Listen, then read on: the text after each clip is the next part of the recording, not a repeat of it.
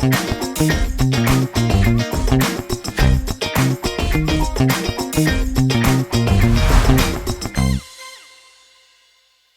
datang di Open the Door, membuka pintu cerita penuh makna. Kali ini Open the Door berkesempatan untuk membuka pintu Satuan Pelayanan Pemenuhan Gizi atau SPPG atau yang biasa kita kenal dapurnya MBG. Tentunya bersama dengan Kepala BGN di sini atau Badan Gizi Nasional, Dadan Hidayat.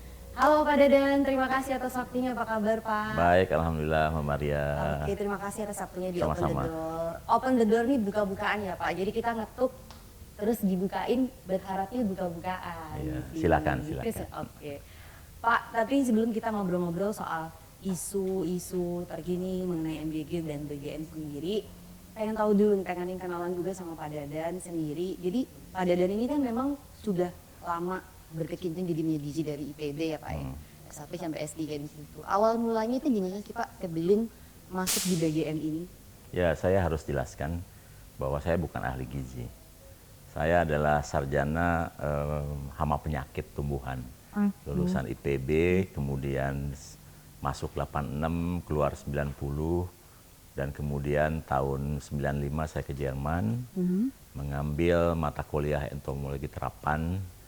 Pertama kali datang ke Jerman, saya mengambil persamaan ijazah di Universitas Bonn. Nah, kemudian 18 bulan saya di sana, saya bisa menyelesaikan seluruh kewajiban untuk penyetaraan gelar pendidikan karena saya waktu berangkat masih S1, sarjana pertanian, insinyur waktu itu ya, masih insinyur. Di IPB ya Pak? Di IPB, dan kemudian kita kirim ijazahnya ke penyetaraan ijazah di Bonn dan dinilai setara dengan lulusan Agro Engineer diplom lulusan Jerman, sehingga saya bisa mengambil 3 mata kuliah untuk penyetaraan ijazah, dan setelah itu saya bisa selesaikan dengan baik dan kemudian masuk kualifikasi program doktor di Universitas Bonn. Tapi kemudian tahun 97 saya pindah ke Universitas Hannover dan saya menyelesaikan gelar doktor saya dengan gelar doktor Rerum Horticulturae atau disingkat dengan Dr. Rerhort di Universitas Hannover. Itu musiknya ilmuwan apa tuh berarti Pak? Entomologi terapan. Oh, entomologi. Iya, entomologi, tahu nggak Mbak Maria entomologi apa? Ilmu tentang serangga. Serangga Iya. ya, hama gitu ya. Iya, Pak. iya. Oke. Jadi saya sebetulnya bergabung dengan timnya Pak Prabowo Subianto ini sebetulnya ketika beliau menjadi Menteri Pertahanan, dan saat itu tahun 2020 beliau diminta oleh Pak Presiden Joko Widodo untuk membangun food estate, dan saya bergabung di sana sebagai tim pakar dalam hal perlindungan tanaman. Tapi kemudian ketika masuk ke pemilihan presiden, Pak Prabowo Subianto saat itu meminta Pak Menteri Perencanaan Pembangunan Nasional, Pak Rahmat Pambudi, untuk membentuk tim pakar. Dan saya dipilih oleh Pak Menteri Profesor Rahmat Pambudi menjadi satu dari 6 tim pakar yang menyusun visi misi tim 02 saat itu, Prabowo Gibran. Dan sejak itulah saya sering berdiskusi dengan Pak Presiden, waktu itu masih calon presiden, terkait dengan program-program yang harus dilakukan oleh pasangan Prabowo Gibran. Dan kemudian dibuatlah program itu mulai dari misinya Astacita, kemudian 8 program hasil terbaik cepat, 17 program prioritas, dan 320 program secara keseluruhan.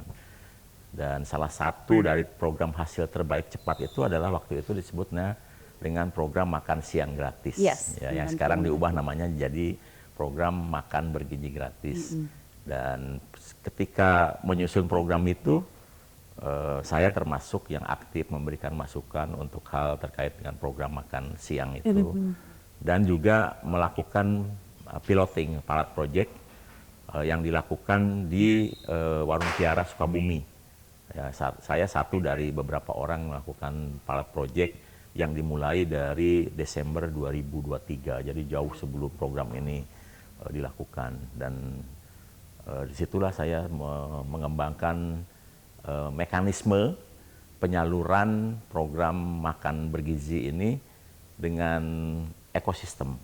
Dan dari sekian orang yang melakukan uji coba, Pak Presiden kelihatannya lebih memilih apa yang kemudian saya kembangkan, dan kita selalu diskusi, saya perbaiki, dan akhirnya sekarang sudah dilakukan. Berjalan. Dari satu pilot project, sekarang sudah 18.656 SPPG, Satuan Pelayanan Pemenuhan Gizi di seluruh Indonesia. Dan masih ongoing ya targetnya? Masih ongoing, dan kita masih ngejar target 5 hari ke depan untuk menjadi 19.000 SPPG. Bisa lah.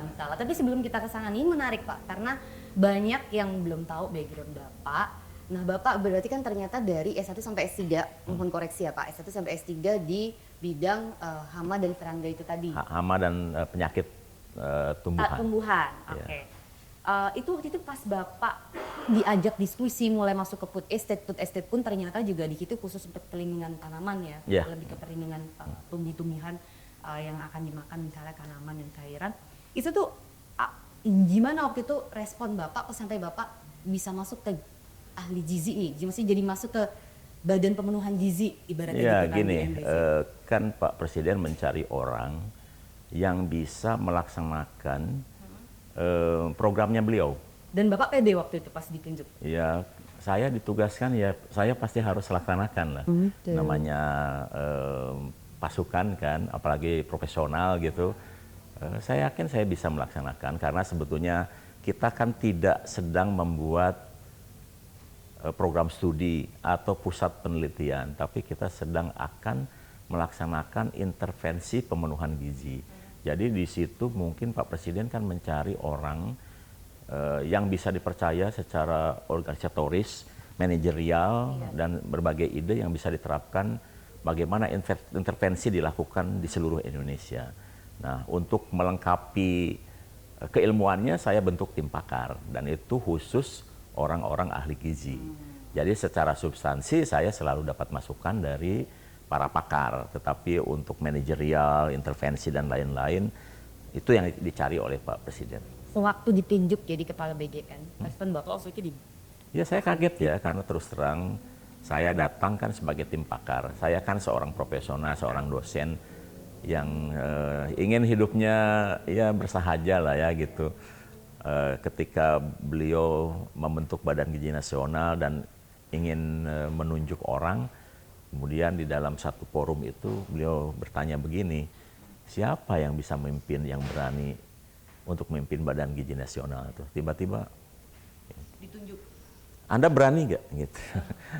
Saya kaget kan, tapi saya langsung jawab gini, Pak, kalau saya diminta pasti saya laksanakan.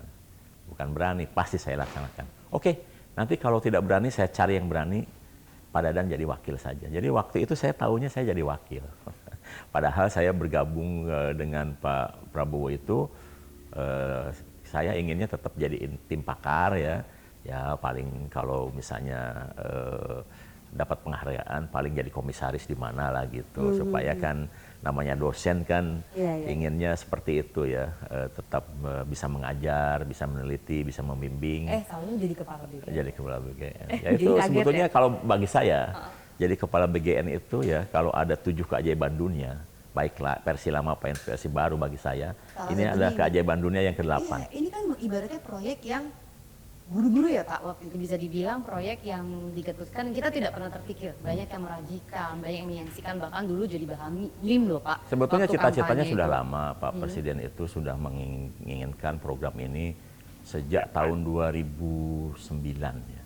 Beliau selalu mencetuskan tentang memberi makan seluruh anak Indonesia dan juga memberi susu kepada seluruh anak Indonesia, karena beliau tahu bahwa sebagian besar penduduk kita kurang beruntung, terutama anak-anak banyak lahir dari kalangan yang kurang beruntung, dan beliau adalah pasukan komando yang tidak pernah di kantor tapi selalu operasi di daerah-daerah, sehingga beliau paham betul struktur demografi masyarakat Indonesia. Jadi cita-citanya sudah lama, hanya memang program ini kan belum ada contohnya yang real di Indonesia, dan juga banyak orang yang meragukan program ini bisa jalan. Dan alhamdulillah sekarang sih sebetulnya kita sudah bisa melayani lebih dari 51 juta. Baik. Bahkan kita targetkan nanti di 8 Januari kita akan serempak memberikan intervensi pembunuhan gizi kepada minimal 55 juta di 8 Januari. Awalnya tapi Bapak sendiri pernah rajin nggak karena program ini? Misalnya program ini ternyata terlalu besar, resikonya terlalu tinggi untuk satu orang kepala badan. Pernah ya merasa Saya tidak pernah ragu, seperti itu? tapi Nggak saya pernah selalu berusaha. ya? Jadi yakin aja Yakin ya? betul. Mau nekat aja dulu Iya, gitu kan, ya Pak? bukan nekat, tapi dengan penuh perhitungan. Makanya yang harus kita lakukan starting from small. Jadi kita buat dulu pilot project, dan di pilot project itu kita uji coba berbagai skenario, termasuk kita detilkan hal yang harus dilakukan. Waktu itu proyek project ini kita Di Warung Kiara di Sukabumi. Dan itu kita lakukan, saya dapatkan dananya Desember 2023, kemudian kita renovasi sebuah bangunan selama 15 hari, dan kemudian kita lakukan uji coba mulai tanggal 2 Januari 2024. Dan ternyata berhasil waktu Dan itu. alhamdulillah Berapa lama waktu itu uji coba dilakukan? sampai ke kampanye itu 2 bulan, dan di saat kampanye itu kita sudah bisa memberikan bentuk intervensi pembunuhan gizi di sekitar daerah itu. Yang sekarang dilaksanakan seluruh Indonesia itu berasal dari situ. Dan sampai sekarang tempat di mana pertama kali pilot project dilakukan itu masih terus dilaksanakan. Jadi sudah 2 tahun kalau di tempat pilot project, dan belum pernah sekalipun ada kejadian yang menonjol, karena kita bisa lakukan dengan sebaik-baiknya. Dan bahkan kita bisa mendeteksi anak di sana sukanya makan apa, tidak sukanya makan apa, berapa anak yang fobia nasi. Bagi yang fobia nasi tentu harus kita berikan selain nasi, karena jangankan makan nasi, lihat nasi aja kan takut kalau fobia nasi. Kemudian anak yang alergi harus kita catat, anak yang kurang suka sayur harus kita tandain supaya bisa diedukasi lebih intensif agar suka makan sayur, seperti itu. Artinya SPPG bisa berkontribusi untuk melakukan intervensi pemenuhan tersebut. Tentu saja, itu tujuan kita. Oke, jadi alergi, kemudian anak sampai nggak suka nasi, karena Iya. saya dicatat itu bisa dipenuhi oleh SPPG Dipenuhi. ya? Kita punya catatan detail, misalnya di Warung Kiara ada 1 yang tidak suka nasi. Di Bojongkoneng juga demikian. Oke. Ada orang yang alergi telur, ada orang yang alergi ayam, ada orang yang alergi manis-manis, itu kita catat semua. Nah, untuk intervensi pemenuhan gizi ini kan terlihatnya nggak bisa langsung Pak, ya kan? Kita beritanya nggak tahu deh kapan misalnya. Itu gimana Bapak membuat tolak ukur, oh ini SPTG ini berhasil, yang ini enggak. Oh program ini ternyata program makan bergizi gratis ini berhasil. So apakah bisa kita terlihat sekarang kayak gini? Ya, pertama yang bisa kita lihat adalah aspek penerimaan masyarakat. Ya, sebagian besar sangat suka, bahkan bersyukur adanya program makan bergizi. Itu yang pertama. Yang kedua, ini yang paling bisa cepat dilihat efek dari makan bergizi adalah terhadap tingkat kehadiran. Tingkat kehadiran siswa naik Itu berbanding lurus. berbanding lurus. Bahkan ada satu cerita di Papua itu, ada satu nenek yang biasanya kesulitan membangunkan cucunya. Sekarang cucunya membangunkan neneknya setiap pagi. Karena saking semangatnya untuk berangkat ke sekolah, Karena karena makan enak ada nih, program tahu. makan bergizi. Begitu. Oke. Nah, berarti Bapak termasuk salah satu yang yakin nggak bahwa program ini memang bisa menjadi penopang Indonesia Emas nanti? Oh, tentu saja gini. Kalau hasil diskusi sama para pakar-pakar ahli gizi itu emang gimana sih Pak Mbak korelasinya? Mira harus tahu ya, Indonesia itu masih tumbuh 6 orang per menit. 3 juta per tahun, dan masih akan tumbuh mencapai 324 juta di tahun 2045. Permasalahannya bukan pertumbuhannya, tapi berasal dari keluarga mana anak-anak itu lahir. Mbak Maria tahu nggak berasal dari mana? Itu ternyata anak-anak itu lahir mayoritas dari orang tua yang pendidikannya rata-rata 9 tahun. Bahkan yang paling parah nih, di 3 provinsi besar, Jawa Barat, Jawa Tengah, Jawa Timur, anak-anak itu lahir dari orang tua yang pendidikannya rata-rata Jawa Barat ya 8,8, Jawa Tengah tuh 8,01, Jawa Timur tuh 8,11. Itu artinya apa?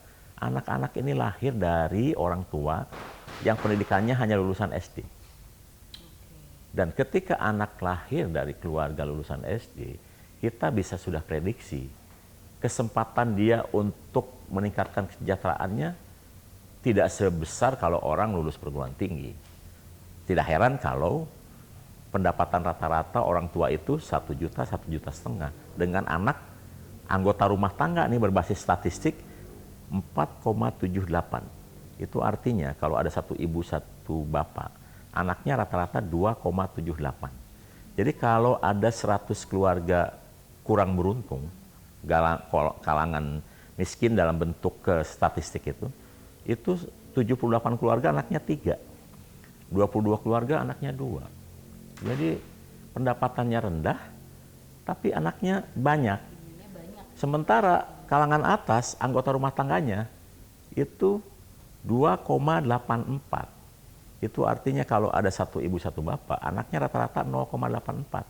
Atau kalau ada 100 kalangan kelas atas, 84 keluarga anaknya 1, 16 keluarga anaknya 0. Padahal mereka adalah kalangan yang mampu makan pagi di Jakarta, siang di Singapura, malam di London. Anaknya 0,84 atau 1 saja. Sementara yang kalangan sebagian besar itu anaknya 2,78 rata-rata. Ketika anak 2,78 udah pasti negara tumbuh. Ya. Dan itu tidak heran kalau 60% anak-anak itu tidak punya akses terhadap menu dengan gizi seimbang. Anak-anak itu juga jarang minum susu karena tidak mampu beli susu. Dan itu terbukti dalam program kita.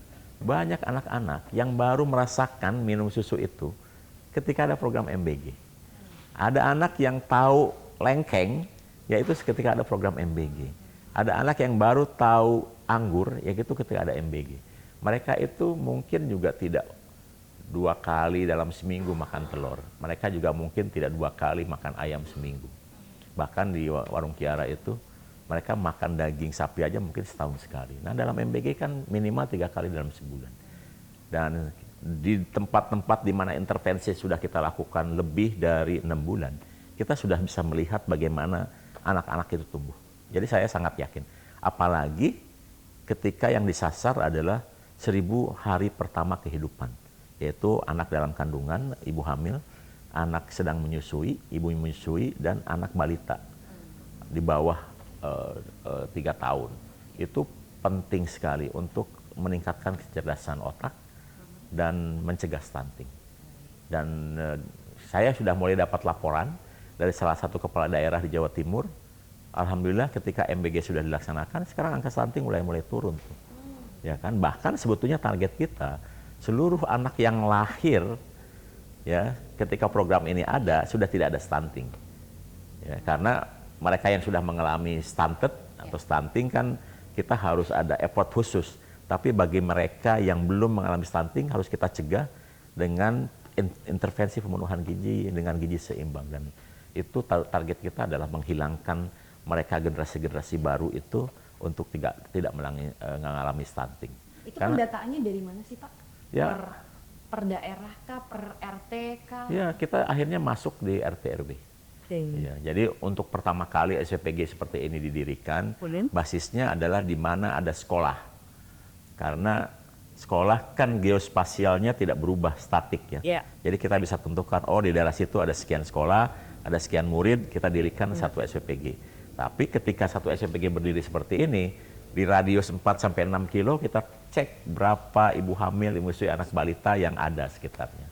Jadi kita akhirnya meminta kepada seluruh SPPG yang ada untuk turun sampai RT RW mendeteksi berapa ibu hamil, ibu menyusui anak balita yang ada.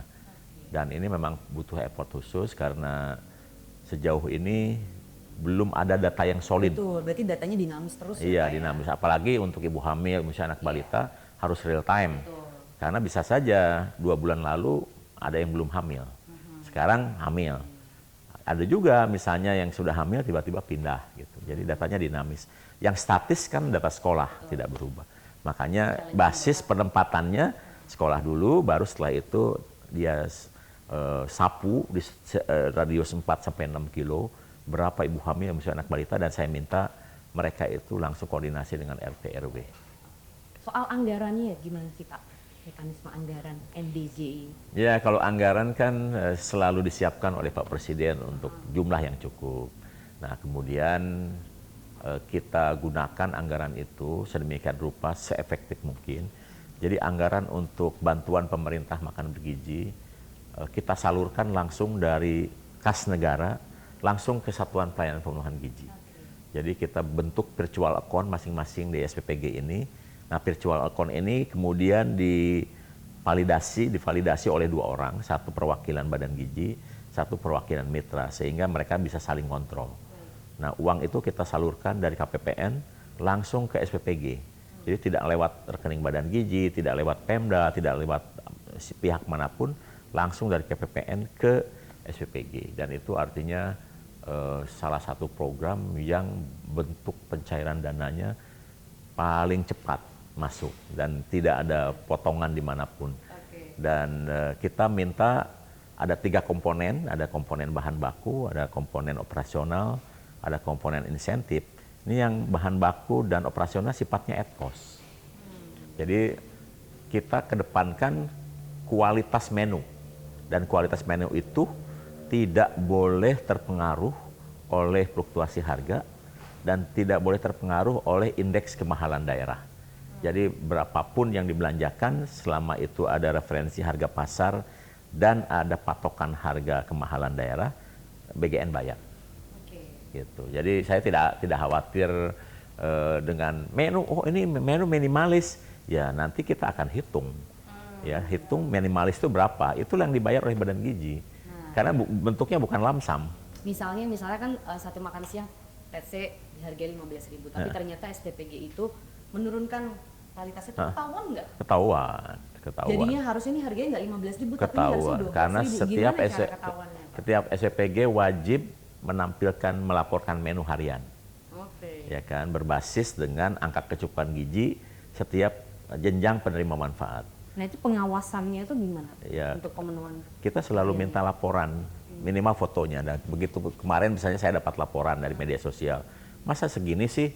Saya minta tuh ke tim pakar, tolong cek berapa angka kecukupan gizinya. Terus begitu dicek, wah Pak ini kurang, tidak mencukupi. Artinya ketahuan kan, bahwa ini tidak memenuhi syarat. Setelah itu biasanya itu akan dicek oleh BPKP secara detail dan sudah ada beberapa SPPG yang harus mengembalikan uangnya karena ketidaksesuaian antara menu yang dibuat dengan harga yang diklaim ke kita. Oke, jadi memang kalau ada yang coba-coba nakal ada, tapi bukan by system ya Pak? Ada, dan saya kira tidak akan berlangsung lama. Karena ketahuan langsung. Karena masyarakat sekarang mudah lapor. Iya. Misalnya ya, saya punya teman, tiba-tiba Pak, lapor Pak, anak saya dapat MBG dari SPPG X di Bogor, menunya cuma kayak gini gitu.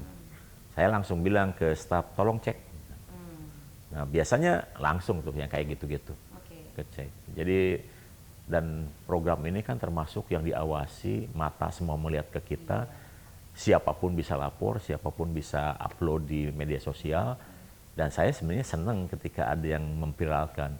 Kok menu itu di sini, itu saya langsung bilang cek di mana. Jadi lebih gampang. Lebih gampang. Jadi kita malah senang kalau ada laporan sesuatu yang viral, karena itu membuat kita mudah mendeteksi.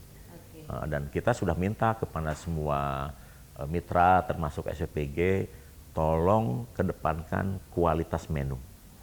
Dan berapapun kita bayar sesuai dengan memang harga yang dikeluarkan. Karena yang beredar atau di benak masyarakat, misalnya kalau yang cerita ini anggarannya dikoreksi nih, makanya makan siangnya cuma gini aja. Ya, kalau ada yang coba-coba, misalnya katakanlah, ini harganya kok cuma 6.500. Nah, penilaian masyarakat kan sudah tahu tuh. Kita jadi patokan juga, nanti kita minta cek, tolong nggak, dia berapa tuh pengeluarannya.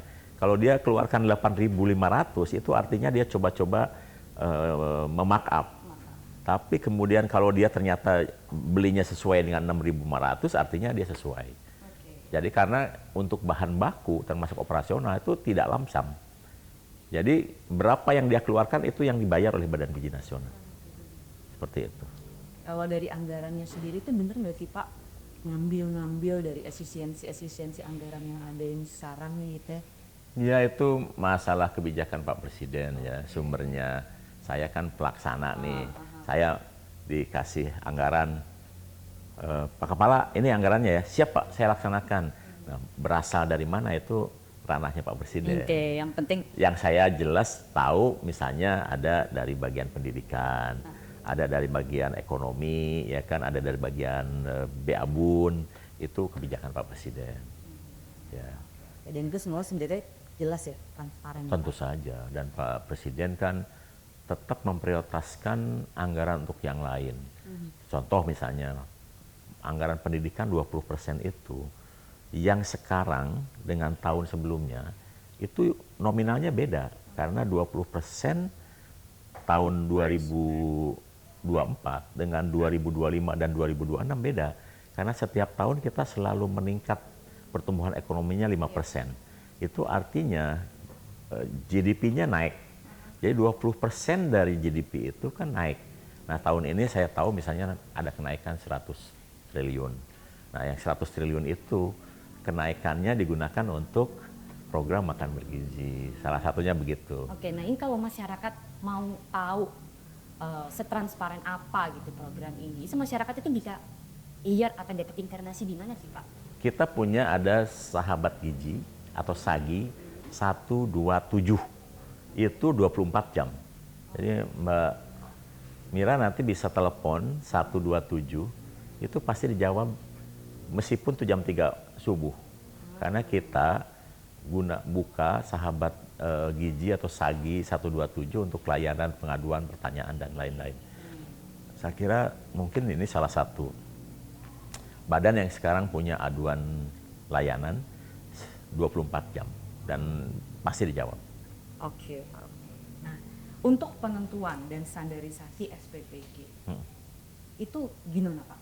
Ya, kita kan buat pedoman umum, pedoman khusus, termasuk juknis ya, petunjuk teknis. Itu lengkap tuh, bisa dilihat di mitra di bgn.go.id. Jadi semuanya lengkap tuh.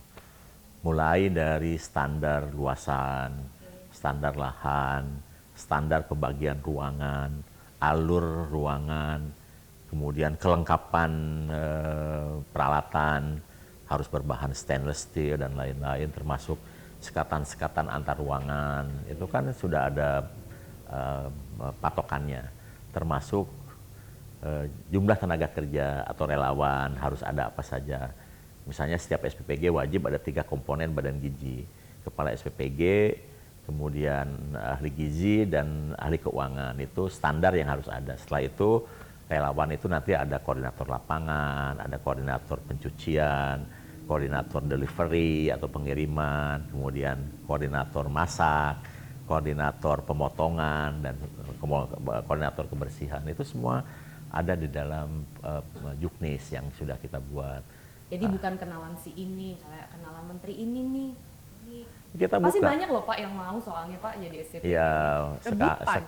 sekarang sih karena sudah terlihat bagaimana program ini di masyarakat, semua orang ingin terlibat dalam program makan bergizi. Jadi saya syukuri. Ada juga sebetulnya masyarakat yang sudah bergotong royong ya, yang bagus itu di Lumajang. Jadi ada satu desa yang masyarakatnya iuran 60 orang untuk membangun satu SPPG. Uangnya uang masyarakat. Ada yang jual sapi, ada yang jual motor, ada yang membuka tabungan untuk membangun SPPG seperti ini. Karena mereka tahu setiap satu SPPG ini berdiri, maka 50 orang akan bekerja. 15 supplier minimal harus ada untuk memasok bahan baku, dan setiap supplier pasti membutuhkan tenaga kerja. Setelah itu, semua petani, peternak, nelayan di sekitar itu, barangnya bisa dijual ke koperasi, ke UMKM, dan nanti akan dibeli oleh badan gizi. Jadi mereka sudah tahu sekarang itu fungsi SPPG di satu daerah, karena meningkatkan lapangan kerja, meningkatkan produktivitas wilayah, kemudian bisa memberikan intervensi pemenuhan gizi kepada anak-anak sekitarnya, sehingga mereka sekarang tahu bahwa salah satu program yang bisa membuka lapangan pekerjaan dan menyerap semua produk pertanian peternakan itu Satuan Pelayanan Pemenuhan Gizi. Sekarang SPPG sudah ada 18.656 sampai tadi malam. dan target sebelum 2026 mau 19.000. 19.000 ya. sampai ke depan ini maksimalnya kira-kira berapa sih Pak? Kita targetkan untuk aglomerasi itu ada 25.400. Tapi itu bisa berkembang karena setelah kita melakukan intervensi pemenuhan gizi, contoh tidak jauh-jauh ya, di Tanah Sareal Bogor, itu kita sudah melihat kuotanya sudah cukup. Ternyata begitu kita intervensi, ternyata masih banyak ibu hamil, ibu menyusui, anak balita yang belum terdata dengan baik. Dan setelah didata dengan detail, ternyata satu kelurahan itu ada 1.000 anak balita. Jadi kita akhirnya membutuhkan 4 tambahan. Nah kemarin teman ke Lumajang, setelah dicek ternyata butuh tambahan 20. Jadi targetnya di aglomerasi 25.400 bisa berkembang, tergantung dari pendataan kita nanti ke depan. Idealnya satu SPPG berapa? Melayani rata-rata 2.500 untuk yang tidak memiliki juru masak profesional. Tapi bagi yang memiliki juru masak profesional, itu kita bolehkan sampai 3.000. Nah kemudian kita juga bangun SPPG di daerah terpencil. Daerah terpencil itu daerah-daerah yang terisolasi dari daerah yang umum. Contoh misalnya ya di Jampang Kulon di Sukabumi, ada satu desa yang tidak bisa dikirim dari daerah sekitarnya lebih dari 30 menit. Jadi kita harus dirikan satu SPPG. Di Kepulauan Seribu misalnya ada satu pulau yang jumlah penduduknya hanya 300, tapi lama dikirim dari daerah sekitarnya harus bangun SPPG. Jadi daerah terpencil itu daerah yang kalau dikirim lebih dari 30 menit kita dirikan. Berapapun jumlah penerima manfaat di situ, ada 300, ada 200, ada 400, sampai maksimal 1.000, kita dirikan satu SPPG. Dan kita sudah data, kita butuh 8.270 SPPG di seluruh Indonesia di 36 provinsi. Dan melayani di daerah terpencil itu kurang lebih sekitar 2,4 sampai 2,6 juta penerima manfaat ya di daerah-daerah terpencil. Nah, memang sebagian besar penerima manfaat berkelompok ada di daerah aglomerasi dan itu lebih dari 79 juta. Nah, dari 18.600 sekian itu yang layak ada berapa Pak? Kan nggak semuanya sesuai standar. Sementara ini kita semua anggap layak. Sementara dianggap layak. Iya, Okay. karena itu mereka sekarang melayani. Tapi nanti tahun 2026 kita akan lakukan pemetaan. Kemudian kita akan lakukan sertifikasi, akreditasi, SPPG akan kita nilai oleh konsultan terpercaya ya seperti yang sekarang sudah terjadi dilakukan oleh ID Survey atau Skopindo. Dan kita sudah menilai lebih dari 3.000 SPPG di seluruh Indonesia dan kita sudah bisa memetakan tuh. Ada yang kelas unggul, yang nilainya A lah. Seperti misalnya ini mungkin saya yakin ini unggul nih. Kemudian ada yang sangat baik, ya nilai B. Dan juga mungkin ada yang baik, nilai C. Nah nanti kita akan buat pemetaan di tahun 2026.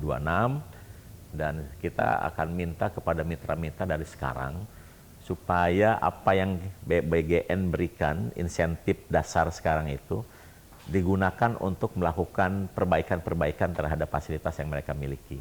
Supaya nanti kita menuju kepada satu standar pelayanan yang lebih baik lah di tahun 2020. Karena kalau misalnya beda tingkatan nanti mungkin insentifnya juga Beda, dibedain. ya. Oh jadi orang akan SPPG akan berlomba-lomba Berlomba-lomba, gitu ya ya. seharusnya ya. Pokoknya kualitas adalah nomor 1. Itu dia. Keamanan adalah paling utama. Itu dia.